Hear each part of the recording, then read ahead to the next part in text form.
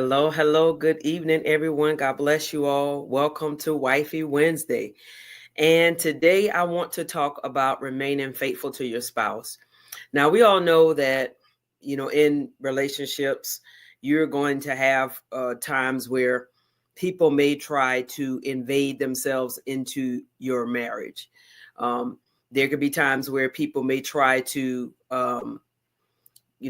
they may find themselves attracted to you in some kind of way, or they may try to uh, insinuate certain things or throw little hints and stuff like that.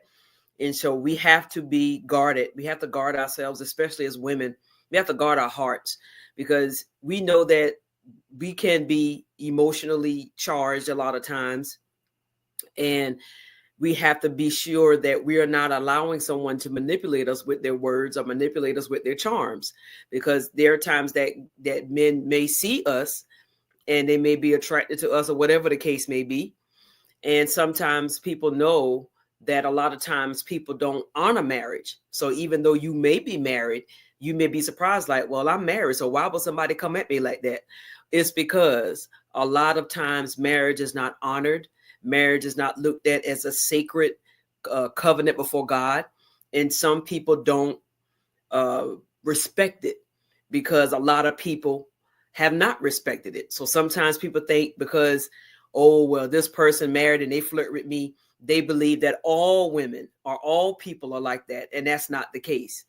And so you have to be mindful to guard yourself in those cases and make sure that you already have those boundaries set in your life so that you will not open the door to the enemy. Because, I think when it comes to adultery, we look at it as this humongous transition that it happens, it takes years and it happens. No, it does not. Now, if any of you have listened to some of my testimony before, when it cost me everything, I have pretty much shared most of everything that has transpired in my life. And when I wrote in the book, It Cost Me Everything, with Prophetess Kimberly Moses, that was my chapter, was telling my testimony about adultery and how I was somebody's other woman, mistress, side piece, whatever you want to call it. That's what I was. And it was only for a couple of months, but the ramifications of it lasted for years. And the thing about it wasn't something that I planned, because a lot of times, we see people in these situations and we like, well, how could they, you really, sometimes you don't understand that it's not something, well, I know for me, I will say, it's not something I planned to do. I didn't wake up one day and say, you know what? I think I'm going to start messing with somebody's husband. I think I feel like doing that today. It did not happen that way.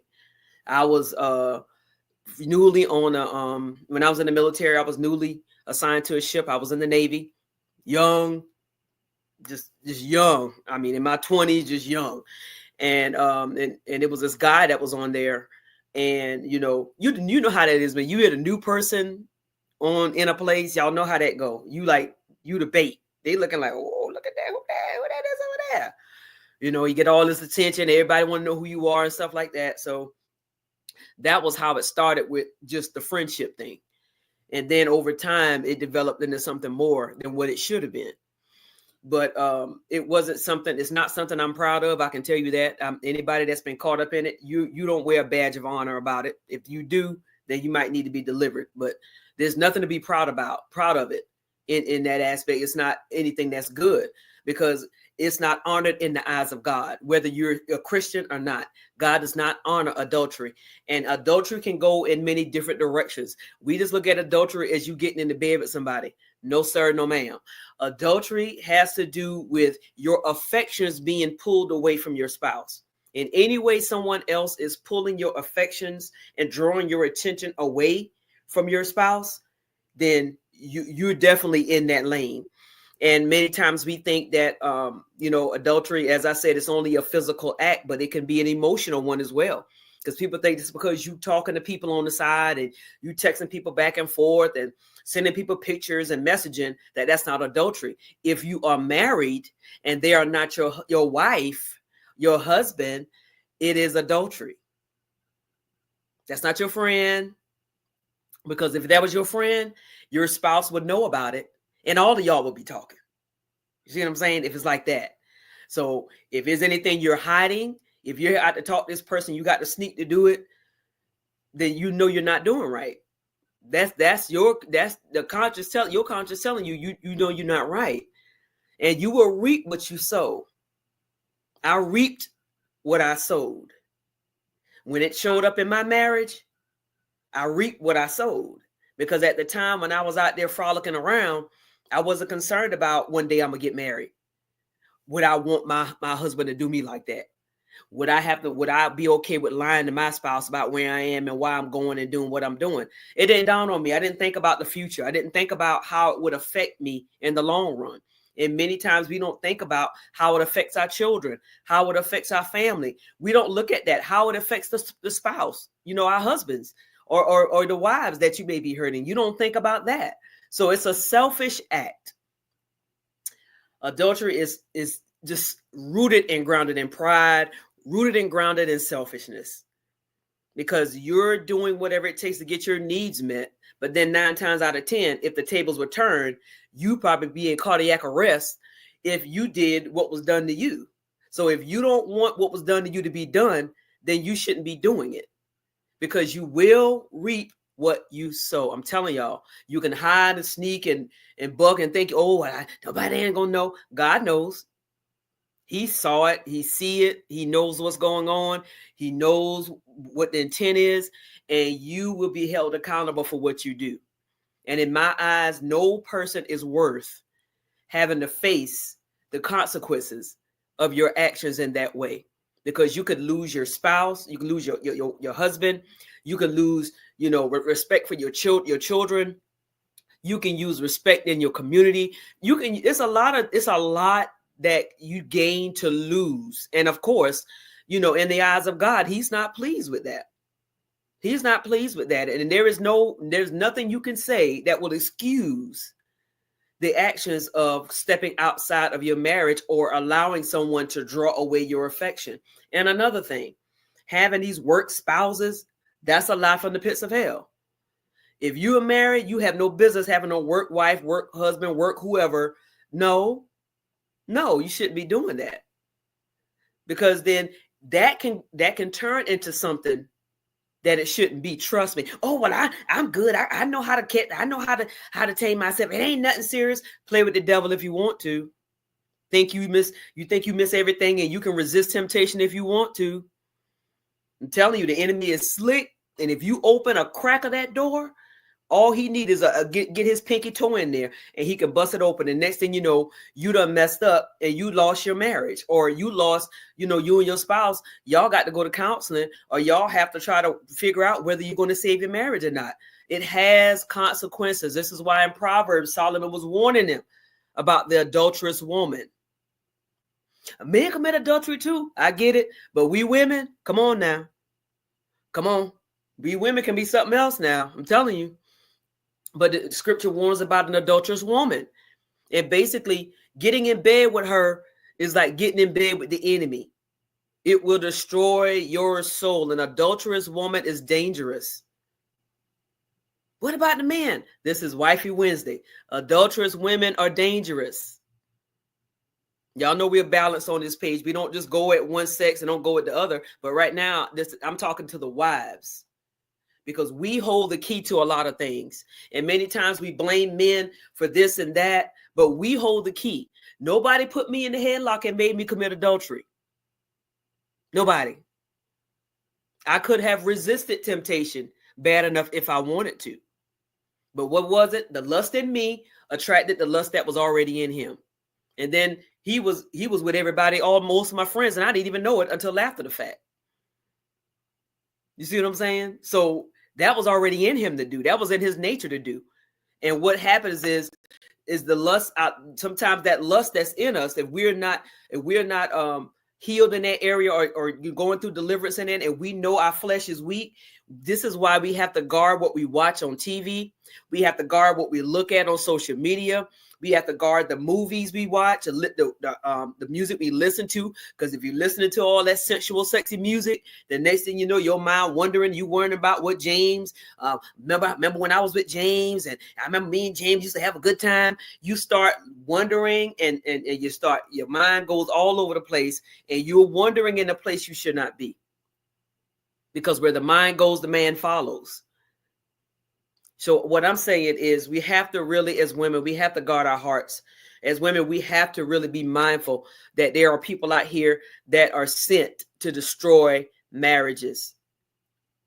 There are people who don't like marriage. They don't like you being married. They don't like who you're married to. And you may think they like you. You may think they like your husband or whoever, and they may not. And a lot of people have that Potiphar's wife mentality, that they are driven by lust, by how you look, by what's on your life. The anointing that's on your life can attract people as well. Because remember, Joseph was minding his business. He was serving under Potiphar. He was his administrator. He was running everything in his house. And what happened? She saw what was on him. He was a young man, probably was in shape, fit. She saw what was on him. She didn't care that was her husband. She didn't care that her husband respected him and loved him. She didn't care. She wanted him. And had he slept with her, what would have happened to Joseph? He probably would have spent much longer than he did where he was. He wasn't there because he did something wrong. That was a process God allowed him to go through. But had he succumbed to temptation, I think we would have saw a whole different story. So many times there are women that have a seductive nature about themselves because they have a spirit of lust and lasciviousness that they have not been delivered from. And this is why we as women need to go through deliverance as a constant process. We need to be delivered in those areas, y'all. Being saved doesn't mean that you made a 10 and you're gonna be temptation is not gonna come your way. Now, the scripture tells us what to do when temptation comes, that if we submit ourselves to God, resist the devil and he'll flee. And then, the scripture tells us that even when we are tempted, that there is a way of escape. And that, so there are ways that we can resist anything that comes at us. Now, I will say, by the grace of God, I thank God that he's set me free from that, because I'm telling you, you will be surprised at who you will attract, and you keep getting the same kind of men over and over again because of what's in you. It ain't always the men. We're the ones that hold the key. We're the ones that have the treasure that a lot of men want. So we can't blame them. Well, they seduced. We fell in the trap. We got to take responsibility and quit blaming everybody else for why we did what we did. We fell in the trap. We didn't pay attention to the signs. We were driven by our lust, because that's what James, in the book of James, it says, that we can't say that God is tempting us, that when a man is tempted, that he is tempted, he is enticed because he is drawn away by what? His own lust. It ain't the devil. It's what's in us that may draw us into a place of temptation and draw people to us. So this is why when things come your way, when people come at you in that manner, you have the power and the authority to shut it down. You have the power and the authority to walk away.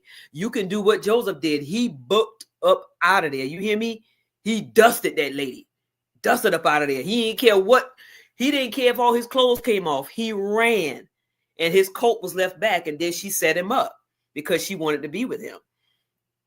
And so we have to guard our hearts. We got to guard ourselves. We have to guard our marriage. That person did not make a vow before God to honor you, to cherish you, to take care of you, to love you like Christ loved the church. So therefore, there is no reason for you to freely just give yourself to somebody like that when they have not earned the right to be with you in that way. They are not your covenant spouse. They are not the ones that God gave you. So therefore, you should not dishonor your body and dishonor your covenant by going away with somebody that has nothing to do with what you and your husband have in place. They didn't pay bills. They weren't there for you when you were sick. They weren't there for you to take care of your children. So how are we to give away access to ourselves because somebody look good, smell good, or tell us that we're cute. That's an issue within us as women that we have to fix. If we're looking for attention and we're looking for things outside of the relationship, especially if, because a lot of times we have things that we're lacking in, but we don't tell our husbands anything. So if you don't tell your husband that there is some things that you're not receiving that you want to receive, if you're not telling them and you figure, oh, well, I know so-and-so at work, he like to flirt with me, so I just flirt with them. You're out of order. At least give your spouse a chance to fix it. Let's say you have told them, well, babe, I need this. I need, I'm asking if I can have more attention, if we can spend more time together, if we can be more intimate together, if we can, whatever you need. And they be like, well, whatever. Then you're gonna have to come up with another route. You're gonna have to either get some counseling or get some advice about what you need to do from there, because obviously they're checked out. There are many spouses that are checked out, and we figure, oh, well, since they give me what I need, instead of us trying to figure out how can I fix this, we'll go and get somebody else on the side and do that and think that's supposed to suffice. It's not, because you got a big old entangled mess going on, and God is not pleased with that. He's not going to bless something that's not of him. He's not going to put his hand on something that's not of him. And we have to come out of this thinking that it's okay if we do it. God understands. No, sir, no, ma'am. He does not. Sin is sin. And anytime we sin, we need to repent.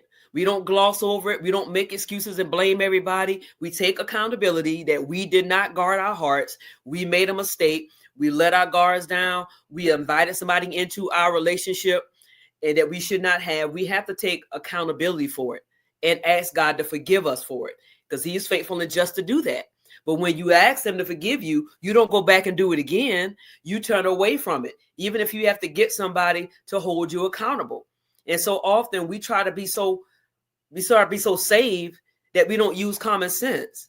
Because if you're struggling in that area, if you're struggling in the area of remaining faithful to your spouse, you can find somebody to reach out to who you can trust, who can help you stay accountable. But sometimes we don't want people to know this. I don't want them to know what's going on with me or whatever. But we should be able to trust somebody, whether they know you or not. There should be somebody you can confide in who can give you advice and help you to remain faithful if it's too challenging for you to do on your own. Because there is safety in numbers. Where we mess up at is where we feel we don't need nobody, or I got it, I can handle it. That's where we mess up at, and that's when we can find ourselves being overtaken by lust and all these other things. So what I want to say is guard your heart, guard your marriage, guard your relationship. Don't allow people to just flatter you with words. Words are empty. Anybody can do that. Anybody come up to you and say something, but you need to discern the motive behind what is being said, because I'm telling y'all, people are slick out here. You hear me? There are people that got these I'm telling you, they got the seduction on them. They full of lasciviousness, and they can draw anybody by a look, winking at you, and telling you how good you look every day, and they wish they had a woman like you. I wish my wife or my girlfriend was like you, and all that stuff. That's one of the things that drew me in. The flattery. Oh, I wish my wife was more like you. I wish because we have fun together. I wish she was more like you. I wish we could be together and all this other stuff. I was a lamb being led to the slaughter. I was. And I regretted it. I regretted it because what happened at the end of it, I got dumped. Talked all that trash about the wife ain't this, the wife ain't that. And see, that's another thing about adultery. You're only getting one side. And of course, we're going to take their side. We're going to take their side because we're hearing it from them. But you don't know what the wife been going through. And I know his wife went through because he'd been with most of my friends. This is what he did. He was a serial cheater, had children in the marriage and everything, outside kids, all of that. And then some years later, this was a long time ago, he had asked somebody about me. And this was in the 90s, y'all. I'm like, you still think about me? You know how long ago that was? But it was the lust. It was the lust that was in him. That was how we connected. because I was out there wilding. I wasn't living for God at the time. I was out there wilding out. I'm gonna be honest, I was. So I was open game for the enemy. Hey, I was open. I was open target. So I ended up getting caught up and got my heart hurt, got my heart broken. And so it wasn't worth it in the end because I paid a price. As I said, I saw it. It came up again in my life. And then I was the one being hurt because I wasn't thinking about who I hurt when I was out there doing all that stuff. So you will, again, I'm going to stress this because I can't tell y'all this enough, because you think because nobody see you, y'all already got y'all little schedule set up. Y'all meeting here and there, and y'all got your little code words. They calling from a different number, and then got a different profile on Facebook. Y'all think because y'all 2024 and we already got this thing packed that it's not going to blow up. I promise you, it will. And then you're going to have to count the cost as to what you've done. It's going to cost you. And it may not be worth the price that you have to pay for moments of pleasure, for somebody lying to you and deceiving you and tricking you and using you in the place of what they don't have. They're using you to get what they don't have. It's not about you. They're using you. So you're not the prize. They're using you to meet their need. While that spouse, I'm sure, could tell you a couple of things about them. While they're complaining about the spouse, about the wife, I'm pretty sure that wife could tell you a couple of things that you don't know, because you think you know them so well that they don't deserve what they're getting. So you're going to give them what they need. How dare you? That's not your place. They don't belong to you. They don't belong to you. So all I'm saying is guard your heart. Guard yourself from straying in any kind of way. Any kind of way. Somebody come at you on Facebook, you need to block them and delete. Block, block, block, block. Because I don't play that. I'm like, don't come at me. I don't play that with these dudes out here. Don't do that, because as soon as they send me something, I'm going to show it to my husband. If somebody send him something, he show it to me. I'm like, we're not doing that. Because, you know what I'm saying, they don't have no room in this relationship right here.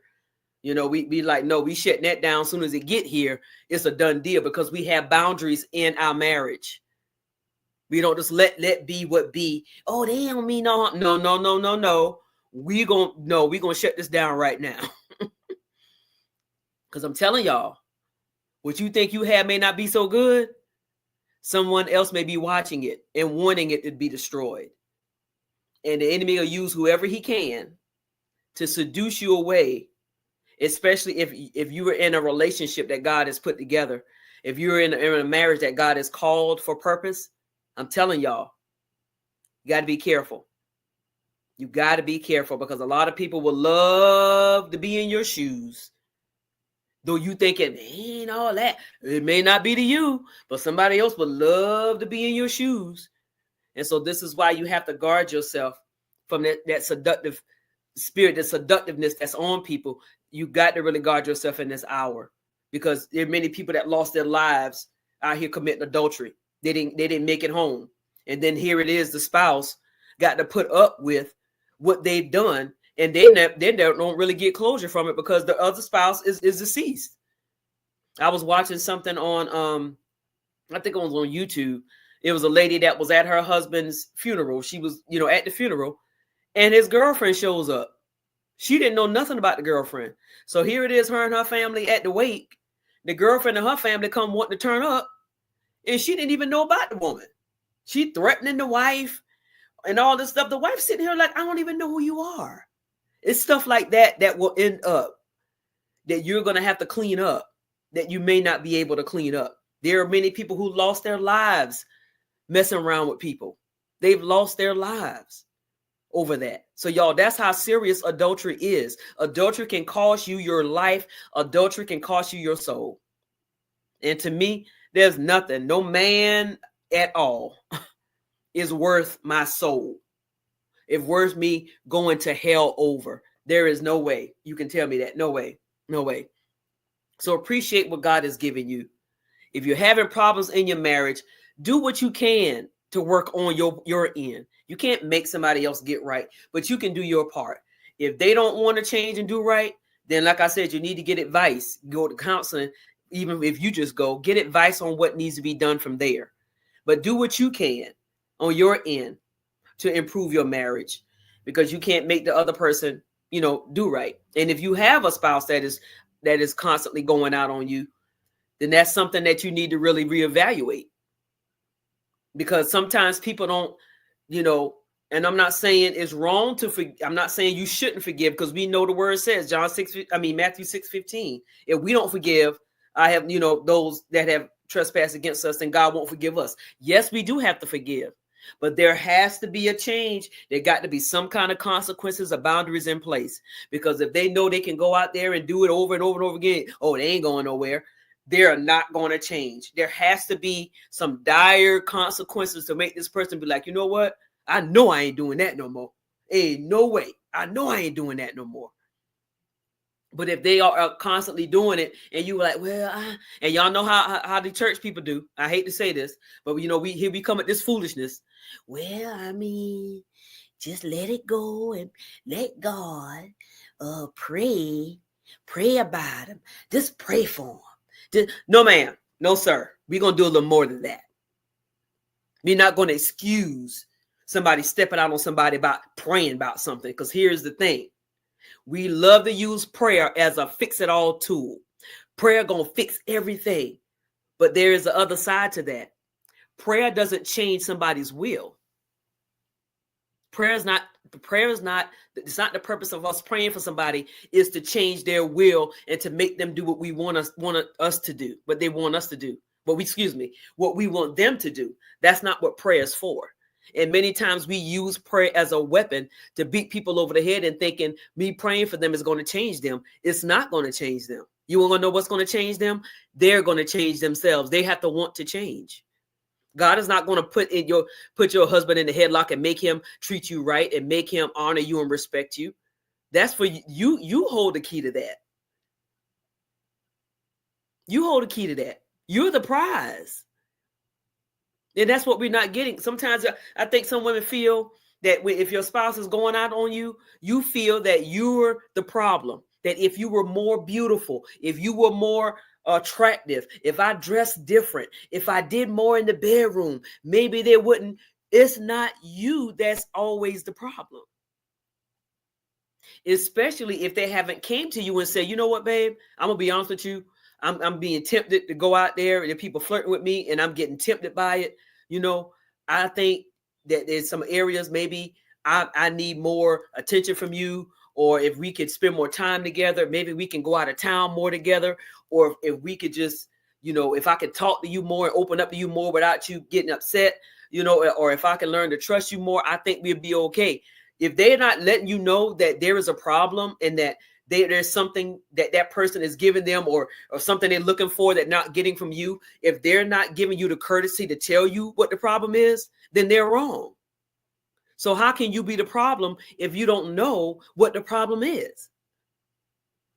And then you end up taking the blame. You end up feeling like the scum of the earth. You end up feeling like you ain't woman enough. You end up feeling like I need to be better for them. No, ma'am, you do not need to be better for them. They need to learn how to communicate effectively and properly.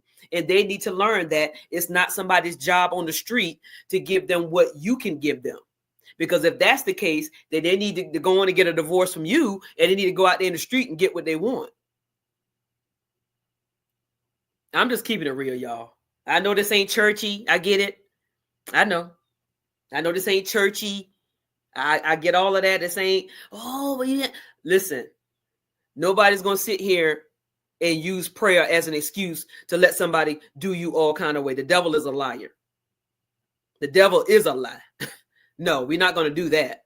We're not going to sit here and put up with behavior like that without consequences. Even if you have to go to a counselor and talk to them about it, you need to set some boundaries in place. And they need to know that if they continue to do that, you're not going to have me and your cake and ice cream too now. That's not fair, because there are diseases out there. There could be people having other children out there. It's a lot that you stand to risk your life. Your life is in jeopardy. Your health is in jeopardy. So all of this praying stuff and let the Lord, no, we're not going to do that. We're not doing that. No, prayer doesn't change somebody's will, y'all. They have to want to change. And if they want to change, then prayer will assist them in the change. But prayer doesn't make somebody change. They have to change. They have to decide, I'm going to change. And with the help of God, I'm going to do right. I'm going to be faithful. I'm going to treat you with respect. Because as I said, there's so many who can dish it. But if a woman was to cheat on some of these men, I'm telling y'all, they wouldn't live to even get through it. They'd be so hurt. But then if you're doing it, you cannot expect to reap it in some kind of way. I'm not saying this is right for your wife to do that. And I'm not speaking that they will. But you can best believe there will be some consequences. And some of the consequences could be that you could lose your marriage. And then you will see somebody else treat your spouse the way you should have. And then you'll be salty and upset. But that'll be on you. Because no one should be worth your vows. No one should be more valuable to you than the one that has been there with you through thick and thin. That other person ain't done nothing, for you. That other person didn't sacrifice anything for you. But your spouse did. Your wife did. Your husband did. So therefore, we shouldn't just, come out here just be giving people privileges that they don't deserve. Oh, yeah, I got on that soapbox today, but I'm getting off. I'm getting off, y'all. But I pray this was a blessing to you. Seriously. Guard your heart. Guard your heart. Keep yourself. Do not even be honest with your spouse. I know some spouses you probably can't be too. I'm not saying you can't be honest, but some of them don't know how to handle that somebody may have came at you. But it would be good to at least let them know so that if something comes up, they'll already know. Because sometimes people can lie. They can falsely accuse you, like Potiphar's wife did, and you may want to put it out there. So if something happens out of it, you already say, well, remember, babe, I told you about that. That's why I'm telling you, that they was coming at me in that way. So it won't destroy your relationship. Now, if they get upset and all this other stuff, that's not your problem. You're doing your part with being honest and being open. So I pray that this was a blessing to you guys. As I said, I'm sorry. I no, I'm not sorry. I'm just keeping it real and telling the truth. We got to have boundaries. You got to have boundaries in your relationship. Don't allow people to treat you all kind of way and keep putting up with stuff because you saved. That's not an excuse. God gave us common sense. And that's not an excuse to keep putting up with foolishness. So be sure that you're using wisdom and common sense. Because being saved doesn't make us stupid, doesn't make us idiots, and doesn't make us vulnerable and gullible. We have Holy Spirit. He's our teacher. He's our guide. He's the one that gives us direction. So let's yield to what he wants us to do. So I pray you all are blessed again. I will see you all next time. I should have a guest on next month, prayerfully.